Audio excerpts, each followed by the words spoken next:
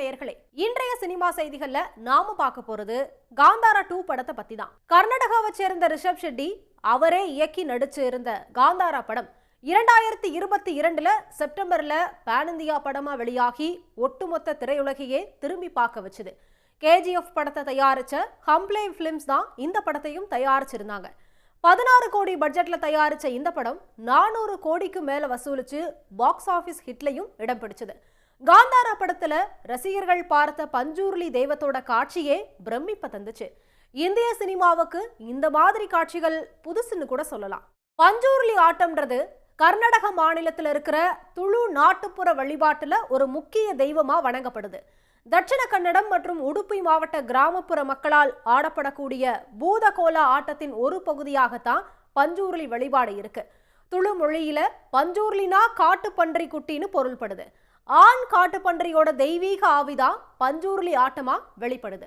விவசாயிகள் தங்கள் பயிர்களை அழிக்கிற காட்டு பன்றிகளை தடுக்க அவற்றின் ஆவிகளை வழிபட தொடங்கினாங்கன்னு இதை பத்தின குறிப்புகள்லாம் சொல்லுது.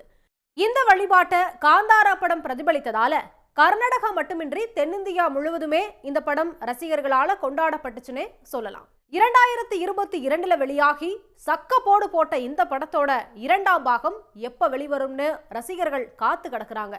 ஆனா இதனுடைய படப்பிடிப்பு ஆரம்பிச்ச நாள்ல இருந்து இன்னைக்கு வரைக்குமே ஏதாவது துக்ககரமான ஒரு செய்தி தினம் தினம் வந்துட்டு தான் இருக்கு. 2ஆம் பாகத்தையும் ரிஷப் ஷெட்டி தான் இயக்கி நடிக்கிறாரு. படப்பிடிப்பு சிவமோகா, அகும்பே ஆகிய இடங்கள்ல நடந்துகிட்டு இருக்கும் போது அங்கு நடந்த அசம்பாவித சம்பவங்கள் படப்பிடிப்பு குழுவினரை பீதியடைய வச்சிருக்குன்னு தான் சொல்லணும். முதல்ல நடிகர்களை ஏற்றி சென்ற வேன் விபத்துக்குள்ளாச்சு. ஆனா அதிர்ஷ்டவசமா யாரும் உயிரிழக்கல. இந்த படத்துல பணியாற்றுற 32 வயசே ஆன தொழில்நுட்ப கலைஞரான கபில் மே மாசம் 6ஆம் தேதி கேரளாவில் சௌபர்ணிகா நதியில மூழ்கி உயிரிழந்துட்டாரு. இதே காந்தாரா படத்துல நகைச்சுவை நடிகரா நடிச்ச 33 வயசே ஆன ராகேஷ் புஜாரி தனது நண்பரோட திருமணத்துக்கு போன போது நிகழ்ச்சியில நடனமாடிக்கிட்டு இருக்கும் போதே மாரடைப்பு ஏற்பட்டு இறந்து போயிட்டாரு. இந்த மரணத்தோட சோகம் மறைவதற்குள்ளாகவே இந்த படத்துல பணியாற்றின கேரள மாநிலம் திருச்சூரை சேர்ந்த விஜு விகே தான் தங்கியிருந்த விடுதியிலேயே மாரடைப்பு ஏற்பட்டு உயிரிழந்தது ஒட்டுமொத்த படக்குழுவினரையும் அதிர்ச்சி அடைய வச்சிருக்கு. காந்தாரா படப்பிடிப்புல ஈடுபட்டு இருக்கிறவங்க தொடர்ச்சியா உயிரிழந்துகிட்டு வர நிலையில இன்னொரு அதிர்ச்சி செய்தி வெளியாகி இருக்கு.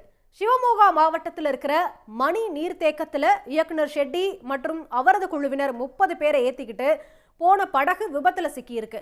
இந்த பகுதி ஆழமற்ற பகுதின்றதுனால உயிர் சேதம் எதுவும் இல்லை. ஆனா படப்பிடிப்பு உபகரணங்கள், கேமரா எல்லாமே தண்ணியில விழுந்து சேதமாகிடுச்சு. இப்படி அடுத்தடுத்து நடக்கிற சம்பவங்கள் படக்குழுவினர் மத்தியில ஒரு இனம் புரியாத பயத்தை கிளப்பி விட்டுருக்கு. ஏன்னா இந்த படம் பஞ்சூர்லி தெய்வத்தை மையப்படுத்தி வெளிவரதால எல்லாருமே பீதியில இருக்காங்க.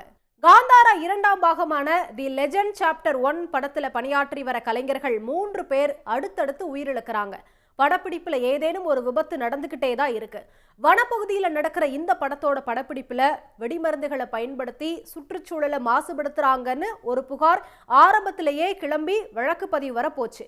அப்புறம் பணியாளர்கள் மரணம்னு திட்டமிட்டபடி இந்த படம் அக்டோபர் 2ஆம் தேதி திரைக்கு வரவிருக்கிற சூழ்நிலையில அடுத்து என்ன நடக்குமோ அப்படின்னு பீதியில இருக்கிறாங்க படக்குழு. 100 கோடி பட்ஜெட்ல உருவாகி வர காந்தாரா 2 சுற்றி சூழ்ந்துள்ள கருமேகங்கள் எப்ப கலையும்னு காத்துக்கிட்டு இருக்கு சாண்டல்வுட் உலகம். 1ஆம் பாகத்தை விட அதன் எதிர்பார்ப்புகளை தாண்டி 2ஆம் பாகம் மிகப்பெரிய வெற்றி அடையும்னு நம்பலாம். இதே மாதிரி வேறொரு சினிமா செய்தியில நான் உங்களை சந்திக்கிறேன். Until then, this is bye from Rameswaran. உடனுக்குடன் செய்திகளை தெரிந்து கொள்ள சன் நியூஸ் பெல் ஐகானை கிளிக் பண்ணுங்க.